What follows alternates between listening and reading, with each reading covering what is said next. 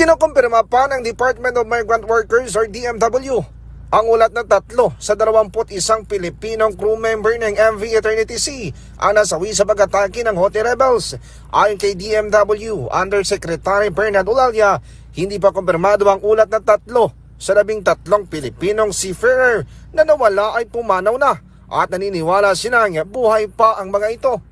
Buo ang kanilang paniniwala na buhay ang mga ito dahil ang ilan sa kanilang mga kasamahan na mahigit 48 oras nang lumutang sa dagat ay nailigtas. Umaasa silang maliligtas din ang karamihan sa mga nawawala, pahayag ni Olalia.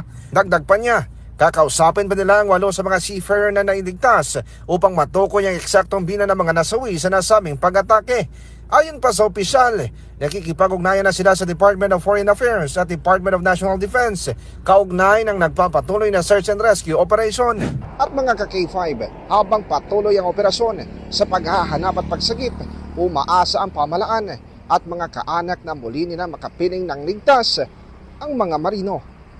Para sa Network News, ako naman si ka-K5 Aaron Refollo para sa Kampi na Balita, serbisyo publiko at kasiyahan sa bawat Pilipino. K5 News FM. K5 News FM. News FM.